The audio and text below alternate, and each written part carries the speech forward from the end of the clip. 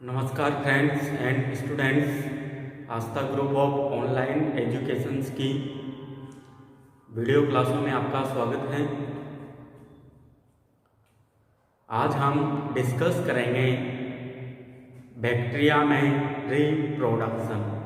Bacteria में जो जनन होता है उसके बारे में आज हम स्टडी करने वाले हैं। पिछले वीडियो लेक्चर्स के दौरान हमने बैक्टीरिया में क्लासिफिकेशन को डिस्कस किया था, जहां पर उसका हमने 3 आधारों पर, एक तो उनके पोषण के आधार पर, कशाभिकाओं के आधार पर और उनके आकृति के आधार पर उनको वर्गीकृत या क्लासिफाइड किया था। आज का जो हमारा मेन टारगेटिंग टॉपिक होगा और काफ़ी इम्पोर्टेंट टॉपिक भी यह है जीवाणुओं में जनन या रिप्रोडक्शन इन बैक्टीरिया। तो अगर हम बैक्टीरिया में रिप्रोडक्शन की बात करें तो बैक्टीरिया में जो रिप्रोडक्शन या जो जनन होता है वो 3 प्रकार का होता है, और वो तीनों ही प्रकार कौन कौन से हैं? एक तो है कायिक जनन, दूसरा है अलैंगिक जनन, और जो तीसरे प्रकार का जनन पाया जाता है उसे कहा जाता है लैंगिक जनन, या लैंगिक जनन न कहकर इसे जेनेटिक रिकॉम्बिनेशन या लैंगिक पुनर्योजन कहा जाता है। क्योंकि आपको पता है जो जीवाणु होते हैं उनमें ट्रू सेक्सुअल रिप्रोडक्शन मतलब सत्य लैंगिक जनन नहीं पाया जाता, क्योंकि आपने बैक्टीरिया में कभी भी यह नहीं देखा होगा कि बैक्टीरिया में गैमेट फॉर्मेशन या युग्मक का निर्माण हो रहा है, युग्मक का संलयन हो रहा है और उनसे जाइगोट बन रहा है। मतलब बैक्टीरिया में जाइगोट का निर्माण कभी भी नहीं होता। इसी कारण जो बैक्टीरिया में जो लैंगिक जनन पाया जाता है उसमें केवल एक बैक्टीरिया से दूसरी बैक्टीरिया में केवल कुछ जीन्स या डीएनए के एक स्मॉल फ्रेगमेंट का ही स्थानांतरण होता है। इसी कारण उनमें पाए जाने वाले लैंगिक जनन को क्या कहा जाता है? जेनेटिक रिकॉम्बिनेशन या आनुवांशिक पुनर्योजन कहा जाता है। तो अगर हम लैंगिक जनन शब्द का यूज न करके यहाँ पर क्या करेंगे? जेनेटिक रिकॉम्बिनेशन शब्द का यूज करेंगे। तो 3 प्रकार का जनन हमें देखने को मिलता है इसके अंदर, बैक्टीरिया के अंदर या जीवाणु कोशिका के अंदर। एक तो कायिक जनन, दूसरा अलैंगिक जनन और तीसरा लैंगिक जनन या जेनेटिक रिकॉम्बिनेशन। तो हम तीनों ही जनन को डिस्कस करेंगे। तो पहले हम बात करते हैं कायिक जनन की। अब जो कायिक जनन होता है वह जीवाणुओं में 3 से लगभग 4 तरीके से हो सकता है। जैसे आपने जीवाणु में विखंडन पढ़ा होगा, विखंडन के प्रोसेस के द्वारा वह क्या करते हैं? अपना मल्टीप्लिकेशन या अपनी संख्या बढ़ाते हैं या अपना गुणन करते हैं। उसी प्रकार मुकुलन के द्वारा या बडिंग के द्वारा भी वह अपनी संख्या बढ़ाते हैं। इसी प्रकार सिस्ट सुना होगा आपने, सिस्ट के द्वारा भी वो अपनी संख्या बढ़ाने का कार्य करते हैं। तो हम यहाँ पर कुछ विधियों का या जो कायिक जनन की जो कुछ विधियां हैं उनका यहाँ पर हम स्टडी करेंगे। तो जो कायिक जनन की जो पहली विधि है वह है विखंडन के द्वारा या बाइनरी फिशन, या तो उसे द्विविखंडन बोलो या विखंडन बोलो, बात एक ही है। विखंडन में भी 2 कोशिकाओं में विभाजित होगी और द्विविखंडन बोलेंगे तो वह भी सही है। तो जो कायिक जनन होता है उसकी जो फर्स्ट विधि है वह है विखंडन के द्वारा या बाइफिजन। अब जो विखंडन के द्वारा जो जनन होता है इसमें जो जीवाणु कोशिका होती है वह 2 भागों में बढ़ जाती है। मतलब एक जीवाणु कोशिका में मध्य में एक खांच का निर्माण होगा जिसके कारण वह 2 कोशिकाओं के रूप में कन्वर्ट हो जाएगी। इसमें क्या होगा? एक जीवाणु कोशिका से 2 जीवाणु कोशिका का निर्माण हो जाएगा। अब इसमें कौन कौन सी स्टेज सम्मिलित होती है उनको देखते हैं। तो प्रारंभिक अवस्था में तो क्या होता है, जो बैक्टीरियल सेल या जो जीवाणु कोशिका होती है उस जीवाणु कोशिका में क्या होता है, जब भी अनुकूल परिस्थितियां आएगी या जब भी इस जीवाणु कोशिका को भोजन, जल और जो पोषक पदार्थ है जैसे ही इसे पर्याप्त मात्रा में मिलना शुरू हो जाएंगे, यह अपनी संख्या को बढ़ाने की कोशिश करेगी और अपनी संख्या किसके माध्यम से बढ़ाएगी? या तो कायिक जनन के माध्यम से बढ़ाएगी या अलैंगिक जनन के माध्यम से बढ़ाएगी। तो ये कायिक जनन का कौन सा कौन सी विधि अपनाती है? मैक्सिमम केस में देखा जाए तो विखंडन विधि ही अपनाती है। इस दौरान क्या होता है, जब भी पोषक पदार्थों की या जितने भी जो न्यूट्रिएंट्स है उनकी मात्रा होगी, मतलब अनुकूल परिस्थितियां होगी इस जीवाणु कोशिका के लिए, तब इस जीवाणु कोशिका में क्या होगा, धीरे धीरे यह अपनी लंबाई में वृद्धि करेगी और लंबाई में वृद्धि के साथ साथ इसमें जीव द्रव्य की मात्रा भी बढ़ना शुरू हो जाएगी। और लंबाई में वृद्धि के साथ ये क्या करती है, तो इसका जो डीएनए है इसका रेप्लिकेशन भी करती है। रेप्लिकेशन मतलब प्रतिकृतिकरण, डीएनए की कॉपी बना लेगी। और जो दोनों ही डीएनए होते हैं, क्योंकि एक कॉपी बन गई रेप्लिकेशन के फलस्वरूप, एक से कितने बन गए, 2 बन गए। दोनों ही डीएनए की जो कॉपियां होती है या डीएनए की जो प्रतिकृति होती है, ये जीवाणु कोशिका के कोनों पर आ जाती है और उसी दौरान क्या होता है, जीवाणु कोशिका की जो बीज की सतह है या जो मध्य जो बिंदी है, इनमें धीरे धीरे संकुचन होना प्रारंभ हो जाता है और धीरे धीरे यह अंदर की ओर कॉन्स्ट्रिक्ट होना प्रारंभ कर देती है। और एक समय ऐसा आएगा जिसके कारण ये खास अंदर की ओर या जो कॉन्स्ट्रिक्शन है या अंदर की ओर बढ़ता चला जाएगा और जो यह एक जीवाणु कोशिका थी और 2 जीवाणु कोशिकाओं के रूप में विभेदित या 2 कोशिका के रूप में बट जाएगी। इस प्रकार विखंडन की प्रोसेस संपन्न होती है। और अगर अनुकूल परिस्थितियां रही जीवाणु कोशिका के लिए तो प्रत्येक 20 मिनट में, कितने मिनट में, प्रत्येक 20 मिनट में विखंडन की क्रिया संपन्न हो जाती है। मतलब जैसे जैसे अनुकूल परिस्थितियां मिलती जाएगी, जैसे इस जीवाणु कोशिका को अनुकूल परिस्थितियां हैं तो 20 मिनट में यहाँ पर 2 मिल जाएगी, फिर इनके लिए भी अनुकूल परिस्थितियां रहेगी तो 20 मिनट में फिर वापस से कितनी मिल जाएगी, इन दोनों से 2-2 और मिल जाएगी। तो अगर अनुकूल परिस्थितियां रही जीवाणु कोशिका के लिए तो प्रत्येक 20 मिनट में ये विखंडन की प्रोसेस को संपन्न कर सकती है। अब कैसे करती है, क्योंकि यहाँ पर जो डीएनए का जो रेप्लिकेशन हो रहा है ये वापस जैसे ही यहाँ पर आएगा, जैसे ही ये कोशिका विभेदित मतलब विभाजित नहीं होगी, उसके पहले ही इन दोनों का डीएनए का भी क्या हो जाएगा, प्रतिकृतिकरण हो जाएगा और इनकी लंबाई भी साथ साथ बढ़ती रहेगी।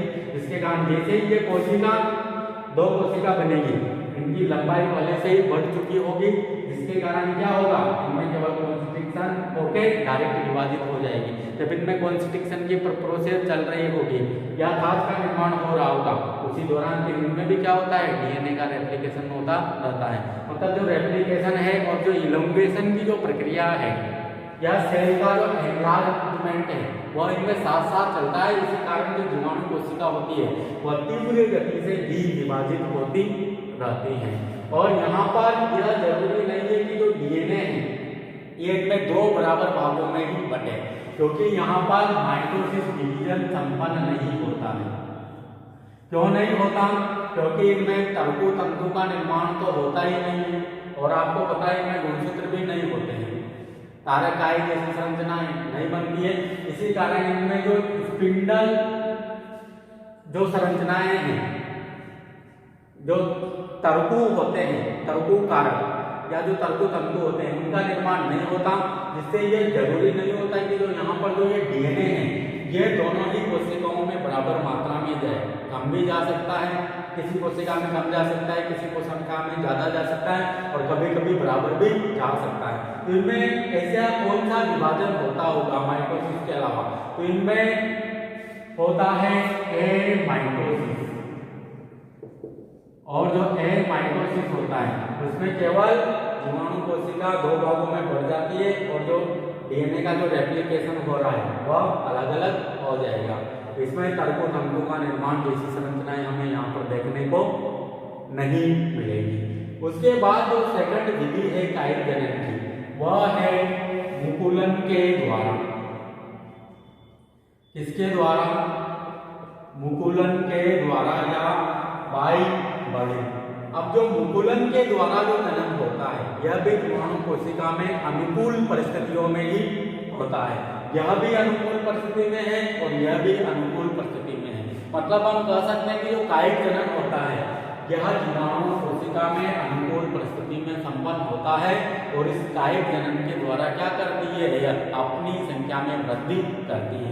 तो हम सेकंड देखते हैं मुकुलन के द्वारा।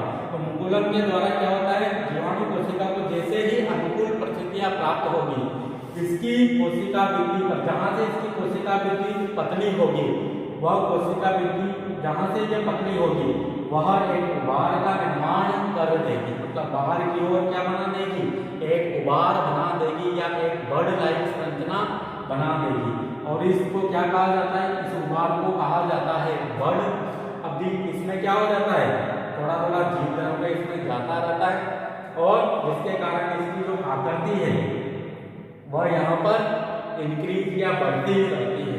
और उसी दौरान क्या होता है, डीएनए का भी रेप्लिकेशन होता है, जिसके कारण डीएनए की जो एक कॉपी है या एक प्रति करती है इस बर्ड में आ जाती है या इस उभार वाली संरचना में आ जाती है। फिर इस उभार की धीरे धीरे वृद्धि होती रहती है और इनके बीच में क्या हो जाता है, धीरे धीरे एक यहाँ पर पट्टिका या सेप्टम का निर्माण हो जाता है, क्योंकि इसकी जो दोनों ही भित्तियां हैं, इधर से कॉन्स्ट्रिक्शन या इधर से कॉन्स्ट्रिक्ट हो रही है या संकुचित हो रही है, जिसके कारण यहाँ पर क्या हो जाएगा, एक पट्ट का निर्माण हो जाएगा।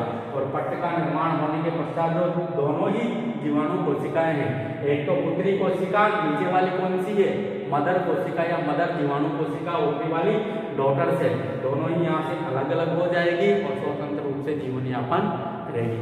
इस प्रकार मुकुलन के द्वारा जनन संपन्न होता है। तो ये था कायिक जनन। इसके बाद बात करते हैं हम अलैंगिक जनन की। अब जो अलैंगिक जनन होता है यह वैसे देखा जाए तो कभी कभी अनुकूल परिस्थितियों में और कभी कभी प्रतिकूल परिस्थितियों में होता है। और मेनली अगर देखा जाए तो प्रतिकूल परिस्थितियों में हमें अलैंगिक जनन देखने को मिलेगा। और जो अलैंगिक जनन होता है जीवाणुओं के अंदर, वह दो प्रकार से होता है या दो विधियों के द्वारा यह संपन्न होता है। एक तो होता है कोनिडिया के द्वारा और एक होता है अंतः बीजाणु के द्वारा या एंडोस्पोर के द्वारा। तो पहले हम बात करते हैं कोनिडिया के द्वारा। तो कोनिडिया के द्वारा जो अलैंगिक जनन या एसेक्सुअल जो रिप्रोडक्शन होता है वह एक तो तंतुवत जीवाणुओं में और एक सर्पिल प्रकार के जीवाणुओं में देखने को मिलता है। इनमें देखने को मिलेगा कोनिडिया के द्वारा अलैंगिक जनन। कोनिडिया के द्वारा जो अलैंगिक जनन होता है वह एक तो तंतुवत जीवाणुओं में या जो फिलामेंटस लाइक बैक्टीरिया होते हैं उनमें और कुछ मात्रा में सर्पिलाकार जीवाणुओं में देखने को मिलता है। अब इन जीवाणुओं में कोनिडिया कैसे बनेंगे, इन जीवाणुओं की जो संरचना होती है वो कैसी होती है, ऐसी तंतु लाइक संरचना होती है। इनका जो तंतु होता है या फिलामेंट होता है वह धीरे धीरे कई पटों का निर्माण हो जाने के कारण कई ऐसी गोलाकार संरचनाओं के रूप में कन्वर्ट हो जाता है और इन गोलाकार संरचनाओं को क्या कहा जाता है, कोनिडिया कहा जाता है। और जो ये कोनिडिया होती है यह तलाभिसारी क्रम में बनते हैं, मतलब पहले ऊपर का बनेगा, फिर उसके नीचे पट का निर्माण होगा जिसके कारण दूसरा बनेगा, फिर इसके नीचे पट का निर्माण होगा जिसके कारण तीसरा बनेगा। तो जो कोनिडिया का निर्माण होता है वह तलाभिसारी क्रम में होता है। और जब भी कोनिडिया यहाँ से आसपास के वातावरण में बिखरेंगे तो जब भी इनके अनुकूल परिस्थितियां मिलेंगी, क्योंकि प्रतिकूल परिस्थितियों में कोनिडिया का निर्माण हो रहा है यहाँ पर, तो प्रतिकूल परिस्थितियों में तो तंतु के द्वारा या फिलामेंट्स के द्वारा किसका निर्माण कर दिया जाता है, कोनिडिया का निर्माण कर दिया जाता है। और ये कोनिडिया जिस पर लगे हुए होते हैं उन्हें क्या कहा जाता है, कोनिडियोकोर कहा जाता है। और कोनिडिया कैसी है, गोलाकार या अंडाकार सूक्ष्म संरचनाएं हैं जो कि यहाँ से जब भी पटों की भित्तियां खुलेगी तो यहाँ से यह पृथक हो जाएगी और पृथक होकर आसपास के वातावरण में यह फैल जाएंगे। और भी जब भी इनमें अनुकूल परिस्थितियां आएगी तो यह अंकुरित होकर एक नई जीवाणु कोशिका का निर्माण करने का कार्य करते हैं। इस प्रकार यह मल्टीप्लिकेशन या गुणन की विधि है। तो पहला हो गया हमारा अलैंगिक जनन में कोनिडिया के द्वारा। तो कोनिडिया के द्वारा दोबारा से देख लो कौन से जीवाणु में पाया जाता है, फिलामेंटस लाइक बैक्टीरिया में पाया जाता है और कुछ मात्रा में सर्पिलाकार जीवाणुओं में देखने को मिलता है। इनमें कोनिडिया का निर्माण कैसे होगा, जो फिलामेंटस लाइक बैक्टीरिया हैं, जो इनके तंतु होते हैं, उन तंतुओं में पट्टे का निर्माण होने के कारण ऐसी गोलाकार संरचनाएं बनती है और इन गोलाकार संरचनाओं को कोनिडिया कहा जाता है। मतलब इनमें थोड़ा वो द्रव्य होगा, एक केंद्रक होगा और इन गोलाकार संरचनाओं को क्या कह देंगे हम, कोनिडिया कह देंगे। और ये जो कोनिडिया होते हैं ये तलावी सारे क्रम में लगे हुए रहते हैं। जब भी कोनिडिया यहाँ से आसपास के वातावरण में जाएंगे और उसके बाद जब अनुकूल परिस्थितियां आएगी, अनुकूल परिस्थितियों में यह अंकुरित होकर नई जीवाणु कोशिका का निर्माण करते हैं। इस प्रकार कोनिडिया के द्वारा जीवाणु क्या करते हैं, मल्टीप्लिकेशन की प्रोसेस को करते हैं या अपनी संख्या को बढ़ाते हैं। उसी प्रकार अगर दूसरी विधि की हम बात करें तो जो दूसरी विधि है वह है अंतःबीजाणु के द्वारा, और ये अलैंगिक जनन की सबसे इम्पोर्टेंट विधि है। और जो अंतःबीजाणु के द्वारा जो जनन होता है वह प्रतिकूल परिस्थितियों में होता है। अब प्रतिकूल परिस्थितियों में कैसे होता है तो पहले हम बात करेंगे जो ये अंतःबीजाणु है ये क्या है, या अंतःबीजाणु को कैसे हम परिभाषित करेंगे और अंतःबीजाणु का निर्माण कहाँ पर होता है। तो जो अंतःबीजाणु बनेंगे वह जीवाणु कोशिका के अंदर बनते हैं।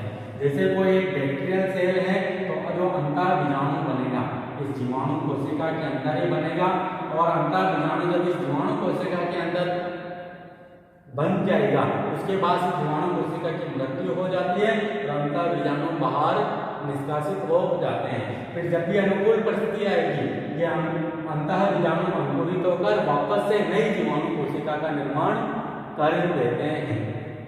अब अंतःबीजाणु होते क्या हैं, तो जीवाणु का जो जीव द्रव्य होता है, जैसे कोई ये जीवाणु है ये इसका जीव द्रव्य है और उसका क्रोमेटिक पदार्थ होता है, जीव द्रव्य प्लस जो आनुवांशिक पदार्थ होता है, उसके चारों ओर एक कठोर दृढ़ भित्ति का निर्माण हो जाता है और इस संरचना को ही क्या कहा जाता है, अंतःबीजाणु कहा जाता है।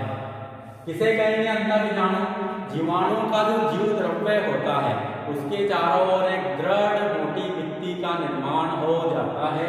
उस संरचना को ही या उस मोटी भित्ति युक्त संरचना को ही क्या कहेंगे हम, अंतःबीजाणु कहेंगे। मतलब हम कह सकते हैं कि जो कुछ जीवाणु होते हैं वह प्रतिकूल परिस्थितियों में अपने जीव द्रव्य के चारों ओर एक कठोर मोटी भित्ति का निर्माण कर लेते हैं और उस संरचना को ही अंतःबीजाणु कहा जाता है। अब जो अंतःबीजाणु द्वारा जनन होता है वो कौन से बैक्टीरिया में होता है, तो कौन से टाइप के बैक्टीरिया में देखने को मिलेगा अंतःबीजाणु द्वारा जनन। जैसे अभी हमने कोनिडिया से देखा, कोनिडिया कौन से प्रकार के बीजाणुओं में मिल रहा था, एक तो तंतु रूपी बीजाणुओं में और एक तंतु रूपी जीवाणुओं में और सर्पिलाकार जीवाणुओं में। उसी प्रकार अंतःबीजाणु द्वारा जो जनन होता है वह रोड से ग्राम पॉजिटिव बैक्टीरिया में देखने को मिलता है। कौन से बैक्टीरिया में, रोड से मतलब दंडाकार या जो बेलनाकार जो जीवाणु होते हैं या दंडाकार या जो छड़ आकृति के जो जीवाणु होते हैं जिन्हें मेनली हमने देखा था बेसिलस प्रकार के जीवाणु कहा था, क्योंकि जो बेसिलस प्रकार के जो जीवाणु होते हैं वह कैसे होते हैं, छड़ आकृति के जीवाणु होते हैं। तो मेनली तो उनमें ही देखने को हमें मिलेगा, किसके द्वारा, अंतःबीजाणु के द्वारा। परंतु जो कुछ और अन्य जातियां हैं जैसे हमने कोकस पढ़ा था, उनमें भी कुछ मात्रा में या उन जातियों में भी कुछ मात्रा में अंतःबीजाणु के द्वारा अलैंगिक जनन देखने को मिलता है। और जो ये रोड सेल बैक्टीरिया है ये छड़ आकृति के बैक्टीरिया है, ये कैसे बैक्टीरिया है, ग्राम पॉजिटिव बैक्टीरिया है। अब आपको पता है जो स्टेनिंग टेक्निक होती है जो क्रिश्चियन जो ग्राम नामक साइंटिस्ट था, उन्होंने बैक्टीरिया को जब क्रिस्टल वायलेट अभिरंजक से जब अभिरंजित किया था, तो उन्होंने 2 प्रकार के जीवाणुओं की खोज की थी। एक तो वह जीवाणु जो क्रिस्टल वायलेट अभिरंजक से अभिरंजित हो जाते हैं, उन्हें तो ग्राम पॉजिटिव जीवाणु कहा जाता है, और जो अभिरंजित नहीं होते उन्हें ग्राम नेगेटिव जीवाणु कहा जाता है। वैसे हम जो अभिरंजन टेक्निक है उसको भी हम डिटेल में डिस्कस करेंगे। तो अभी केवल आप इतना सा समझ लीजिए कि जो अभिरंजित जीवाणु होते हैं किससे, क्रिस्टल वायलेट से, उन्हें ग्राम पॉजिटिव जीवाणु कहा जाता है। तो जो रोड से ग्राम पॉजिटिव जीवाणु है उनमें अंतः बीजाणुओं के द्वारा अलैंगिक जनन होता है।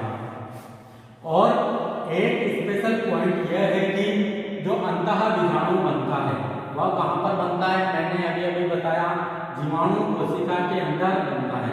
जीवाणु कोशिका का जो जीव द्रव्य होता है वह जीव द्रव्य एक फिक्स पोजीशन पर जीव द्रव्य और उसका आनुवांशिक पदार्थ का कुछ भाग एक स्थान पर आ जाता है, और उसके चारों ओर धीरे धीरे एक पतली मेम्ब्रेन बनती है, फिर इसके चारों ओर धीरे धीरे एक कठोर भित्ति बन जाती है, और इस संरचना को क्या कहा जाता है, अंतः बीजाणु कहा जाता है। अंतः बीजाणु के बनने के पश्चात जीवाणु कोशिका की मृत्यु हो जाती है, और अंतः बीजाणु कहाँ पर रिलीज हो जाते हैं, बाहर रिलीज हो जाते हैं। जब ये अंतः बीजाणु अनुकूल परिस्थितियां आएगी या अनुकूल वातावरण मिलेगा, जैसे जल की ज्यादा मात्रा मिल रही है, पोषक पदार्थ मिल रहे हैं, तो उस दौरान ये जल ग्रहण करके क्या हो जाएंगे, अंकुरित हो जाएंगे और एक नई जीवाणु कोशिका बना देंगे। तो हम यहाँ से यह कह सकते हैं कि एक जीवाणु से एक ही अंतः बीजाणु बनता है, और एक अंतः बीजाणु के अंकुरण से वापस एक ही जीवाणु कोशिका का निर्माण होता है। तो यह एक प्रकार से गुणन की विधि नहीं है, क्योंकि लैंगिक जनन या जो अलैंगिक जनन होता है या जीवाणु में जो जनन होता है वह तो क्या होता है, गुणन की विधि होती है, मतलब अपनी संख्या में वृद्धि करते हैं, परंतु यहाँ पर कोई संख्या में वृद्धि नहीं हो रही। यह तो किसका उदाहरण माना जाता है, चिरकालिकता का उदाहरण माना जाता है। मतलब प्रतिकूल परिस्थितियों में बचने के लिए ही इनमें किसका निर्माण हुआ है, अंतः बीजाणु का निर्माण हुआ है। तो मतलब इसे क्या कहा जाता है, इस प्रकार के जनन को एक नाम और दिया जाता है, और उस नाम है रिप्रोडक्शन विदाउट मल्टीप्लिकेशन। क्या कहा जाता है, रिप्रोडक्शन विदाउट मल्टीप्लिकेशन, मतलब बिना गुणन के जनन, ऐसा नाम इसे दिया जाता है। अब देखते हैं हम अंतः बीजाणु का जो निर्माण हो रहा है वह कैसे होता है किसी भी जीवाणु कोशिका के अंदर। तो जैसे मान लिया जाए ये जीवाणु कोशिका है, और इस जीवाणु कोशिका के अंदर क्या है, इसका क्रोमैटिक मटेरियल है या इसका जो जीनोम है वह है, और यहाँ पर जीव द्रव्य है। जब भी जीवाणु को प्रतिकूल परिस्थितियां प्राप्त होगी या प्रतिकूल परिस्थितियां आएगी इस जीवाणु के लिए, तो उस जीवाणु के इस दौरान क्या होता है, जीवाणु कोशिका से क्या निकल जाता है, वाटर निकल जाता है, क्योंकि जल की कमी वाली अवस्था आ सकती है, पोषण की कमी वाली अवस्था आ सकती है, तो जीवाणु में से धीरे धीरे जल कम होने लगता है। तो ये जीवाणु कोशिका जीवित रहने के लिए क्या करती है, जनन करती है, और जनन भी कौन सी विधि के द्वारा करेगी, है अंतः बीजाणु के द्वारा करेगी। तो उस दौरान क्या होता है, इनका जो जेनेटिक मटेरियल होता है या जो डीएनए होता है वह एक फिक्स पोजीशन पर आ जाता है, मतलब एक जगह केंद्रित हो जाता है, और यहाँ पर कुछ मात्रा में प्रोटीन और जीव द्रव्य आकर एकत्रित हो जाते हैं, और इसके चारों ओर एक पतली सी मेम्ब्रेन बन जाती है। अब धीरे धीरे क्या होता है, इस जीव द्रव्य के द्वारा ही क्या होता है, कोशिका भित्ति पदार्थों का स्त्रवण किया जाता है बाहर की ओर, जिसके कारण जो यहाँ पर ये संरचना बनी है इसके चारों मोटी भित्ति का निर्माण होना प्रारंभ हो जाता है, और एक काफी मोटी भित्ति बन जाती है। अब मोटी भित्ति बनने के पश्चात क्या होता है, इस जीवाणु कोशिका की फिर बाद में क्या हो जाती है, मृत्यु हो जाती है। इसकी जो कोशिका भित्ति है इसका ऑटोलाइसिस या इसका विघटन हो जाता है, और इसका थोड़ा बहुत जो जीव द्रव्य बचा है इसके अंदर जीवाणु कोशिका के अंदर वह भी यहाँ से नष्ट हो जाता है। तो ये यहाँ पर जो ये बीजाणु लाइक संरचना बनी है ये यहाँ से मुक्त हो जाएगी और बाहर आ जाएगी, और बाहर आकर फिर क्या करेगी, ये जब भी अनुकूल परिस्थिति आएगी यह अंकुरित होकर एक नए जीवाणु का निर्माण करेगी। इस प्रकार अंतः बीजाणु का निर्माण संपन्न होता है। अब अंतः बीजाणु की जो संरचना दिखाई देती है उसमें कौन कौन सी भित्तियां हैं, कौन कौन सा पदार्थ उपस्थित होता है, उसके बारे में हम बात करेंगे। तो अगर अंतः बीजाणु की अगर इसकी हम एक टीएस काटे या इसका अनुप्रस्थ काटे तो अंतः बीजाणु की जो संरचना है यह हमें इस प्रकार की दिखाई देती है। मतलब अगर एक टिपिकल संरचना देखें, वैसे तो अलग अलग जीवाणुओं में थोड़ा डिफरेंट प्रकार का दिखेगा है, परंतु अगर एक टिपिकल प्रकार की संरचना देखें तो उसमें लगभग यही भित्तियां हमें दिखाई देगी और यही कोर वाला जो पोर्शन है हमें दिखाई देगा। तो पहले हम बात करते हैं इसकी भित्तियों की और मतलब इसकी संरचना की। तो जो अंतः बीजाणु होता है इसमें केंद्र में क्या होता है, एक कोर लाइक संरचना पाई जाती है, और इस कोर लाइक संरचना में क्या उपस्थित होता है, इसमें होता है कुछ मात्रा में तो जीव द्रव्य होता है जो कि जीवाणु कोशिका का जीव द्रव्य है, और कुछ मात्रा में प्रोटीनीय पदार्थ होता है, और कुछ मात्रा में यहाँ पर आनुवांशिक पदार्थ होता है। और इस कोर के चारों ओर एक पतली मेम्ब्रेन पाई जाती है, और इस पतली मेम्ब्रेन को ही क्या कहा जाता है, कोर मेम्ब्रेन कहा जाता है। तो जीवाणु कोशिका के केंद्र में तो क्या होगा, आनुवांशिक पदार्थ प्लस उसका जीव द्रव्य होगा जिसे कोर अंतः बीजाणु के केंद्र में क्या होगा, कोर होगा, इसमें जीव द्रव्य तथा आनुवांशिक पदार्थ होगा, और कोर के चारों ओर एक पतली मेम्ब्रेन पाई जाती है जिसे कोर मेम्ब्रेन कहा जाता है। अब जो ये कोर मेम्ब्रेन है इसके चारों ओर एक कोर्टेक्स लाइक या बहुत मोटी भित्ति लाइक संरचना पाई जाती है जिसे कहा जाता है कोर्टेक्स, और इस कोर्टेक्स में ही कैल्शियम डाइपिकोलिनेट या कैल्शियम डाइपिकोलिनिक अम्ल पाया जाता है, और उसी के कारण इस जीवाणु की या अंतः बीजाणु की क्या होती है, प्रतिरोधी क्षमता होती है।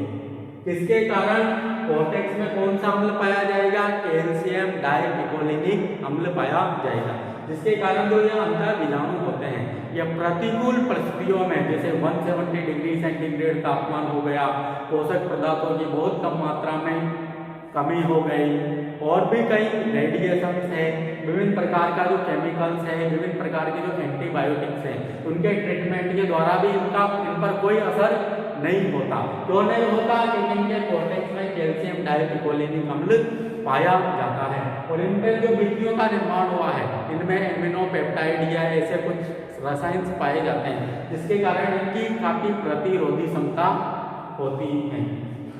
अब जो ये कोर्टेक्स है इसके बाहर एक आवरण पाया जाता है, और वह आवरण काफी मोटा होता है और काफी कठोर होता है जिसे कहा जाता है चोल या कोट। अब जो ये चोल या कोट होती है इसकी भी इसमें दो परतें पाई जाती है, एक तो इनर चोल या इनर कोट, और एक होती है आउटर कोट या बाह्य चोल। तो जो इनर चोल होगी वह यहाँ पर पाई जाएगी और ये थोड़ी कम पतली होती है, जबकि जो आउटर चोल या जो बाह्य चोल होती है या आउटर कोट होती है ये काफी मोटी होती है। और कुछ बेसिलस प्रकार के जो जीवाणु होते हैं उनमें इन भित्तियों के अलावा भी बाहर की ओर एक परत पाई जाती है जिसे कहा जाता है एक्सोस्पोरियम, और जो एक्सोस्पोरियम पाई जाएगी ये किन में पाई जाएगी, केवल बेसिलस प्रकृति के जीवाणुओं में ही पाई जाएगी। तो ये थी अंतः बीजाणु की संरचना। अंतः बीजाणु की संरचना में क्या है, केंद्र में तो एक कोर लाइक संरचना है जिसमें जीव द्रव्य तथा आनुवांशिक पदार्थ उपस्थित है, और इसके चारों ओर एक पतली मेम्ब्रेन उपस्थित है जिसे कोर मेम्ब्रेन कहा जाता है। कोर मेम्ब्रेन के बाद कोर्टेक्स वाला क्षेत्र उपस्थित है जिसमें कैल्शियम डाइपिकोलिनिक अम्ल पाया जाता है, और इसी कारण इस अंतः बीजाणु की प्रतिरोधी क्षमता होती है। मतलब विभिन्न केमिकल्स के ट्रीटमेंट से, विभिन्न एंटीबायोटिक के ट्रीटमेंट से, विभिन्न रेडिएशन है, और हाई टेम्परेचर है जैसे 170 डिग्री 150 डिग्री और इसका कोई असर इस पर नहीं होता। उसके बाद इसमें क्या पाया जाता है, ओट या चोल पाई जाती है, जो भी दो परतों में होती है। तो इनर कोट जो कि थोड़ी पतली होगी, जबकि आउटर कोट होगी वो काफी मोटी होगी और प्रतिरोधी प्रकृति की होगी। और इसके बाद बेसिलस प्रकृति के जो जीवाणु हैं उनमें इन चोल या कोट के चारों ओर भी एक आवरण पाया जाता है जिसे कहा जाता है एक्टोस्पोरियम। क्या कहा जाता है, एक्टोस्पोरियम कहा जाता है। अब जब भी अनुकूल परिस्थितियां आएगी, जीवाणु कोशिका से बीजाणु बाह्य वातावरण में आ गए। अब जब भी अनुकूल परिस्थितियां आएगी या जल की अधिकता होगी, उस दौरान क्या होगा, इसकी जो चोल है, इनर चोल में ही वो क्या करेगी, जल को अवशोषित करने का कार्य करेगी।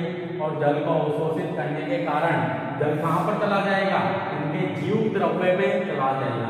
इसके कारण जो यह अंतः बीजाणु होता है ये फूलता है, और अंतः बीजाणु के फूलने के कारण जो इनकी जो चोल होती है या इनकी जो भित्तियां होती हैं वो किसी एक स्थान से फट जाती हैं, जिसके कारण जीवाणु का जो ये कोर वाला पोर्शन है या जीव द्रव्य ये न्यूक्लिक अम्ल वाला पोर्शन है ये बाहर की ओर आ जाता है, और बाहर की ओर आकर अंकुरित होकर क्या बना देता है, न्यू जीवाणु कोशिका का निर्माण कर देता है।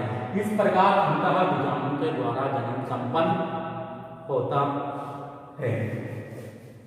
अब जो अंतः बीजाणु के द्वारा जो जनन संपन्न होता है, इसमें हमने देखा एक जीवाणु से एक ही अंतः बीजाणु और एक अंतः बीजाणु से एक ही जीवाणु का निर्माण हो रहा है। इसी कारण इसे रिप्रोडक्शन विदाउट मल्टीप्लिकेशन भी कहा जाता है। और अंतः बीजाणु जीवाणु की सर्वाधिक प्रतिरोधी संरचना होती है। अब एक पॉइंट और नोट करना आपको, जो जीवाणु कोशिका होती है इसमें अंतः बीजाणु के निर्माण के स्थान के आधार पर भी दो प्रकार की व्यवस्था या दो प्रकार की जीवाणु कोशिकाएं देखने को मिलती है। जैसे कोई ये जीवाणु कोशिकाएं है, अगर इसमें अंतः बीजाणु का निर्माण यहाँ पर शीर्ष पर हो रहा है, इसे क्या कहेंगे हम, इसे कहेंगे प्लेक्ट्रीडियम। अगर जीवाणु कोशिका में अंतः बीजाणु का निर्माण यहाँ पर मध्य में हो रहा है, इसे कहा जाता है क्लोस्ट्रीडियम। क्या कहा जाता है, क्लोस्ट्रीडियम। शीर्ष पर हो रहा है तो प्लेक्ट्रीडियम, केंद्र मतलब बीच में हो रहा है तो क्लोस्ट्रीडियम कहा जाता है। और जिस जीवाणु कोशिका के अंदर अंतः बीजाणु का निर्माण हो रहा है उस जीवाणु कोशिका को कहा जाता है बीजाणु गानी। या इस प्रकार अंतः बीजाणु के द्वारा जनन हमें देखने को मिलता है।